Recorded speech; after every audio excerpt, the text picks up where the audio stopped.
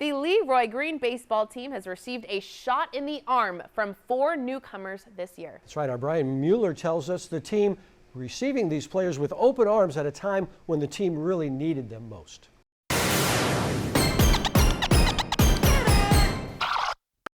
If you haven't heard of Leroy Greene Academy, that's okay. You will soon.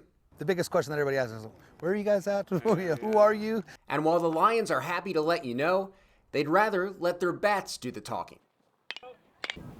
The Lions are averaging more than 10 runs a game, with a team batting average of .425. We have some new additions to the field, new additions on the team. Lamont is one of those new additions, along with 3 of his friends who have found a new home at Leroy Greene. It was really shocking, like towards the end of my junior year, when we found out that it was going to be closing. Alpha Charter School opened its doors in 2012. Founded by Jerry Manuel, the Cordova High alum and former MLB player and manager, it was the country's first baseball charter school.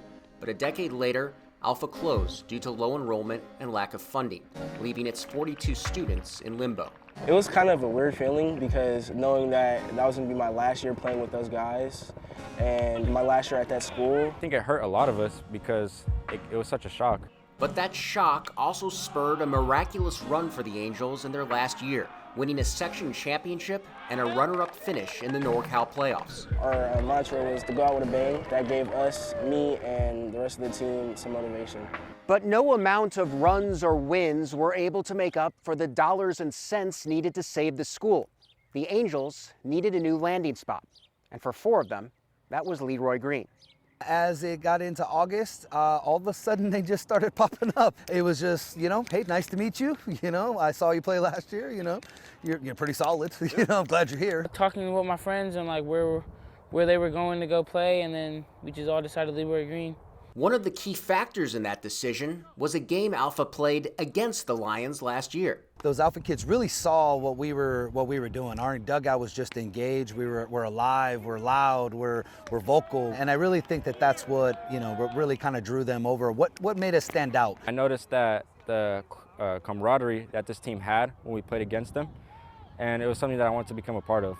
The 4 Alpha guys found their new home and found strength in each other as they transitioned from Angels to Lions. At the start, we all kind of came in together. We all at the same time on the first day of school because we were all kind of nervous to start a new place. But definitely having the 3 other guys here with me, that definitely helped. In the summer, getting prepared, I thought it was going to be rough, but it's been all right. It's still sort of that small school type feel, and they have a lot of great teachers here to help me with that transition. For the former Angels, it's been a match made in heaven, both in school and on the field. My first day, I remember everyone was super welcoming to me. We were about 3 guys away from, being it. That energy of just being able to know that every guy in every spot is now being relied on and trusted upon, and they're working together. A year ago, there was an air of uncertainty. Now, a feeling of family. The team just invited me in with open arms, all of us Alpha guys in, and I really feel like we built a family here, continued the family from Alpha to here. Seeing it, a negative situation and it fold out to be so positive, it's exactly what we're trying to get accomplished has been very, very beautiful. Reporting in Sacramento, Brian Mueller, 49ers Sac-Hi Sports.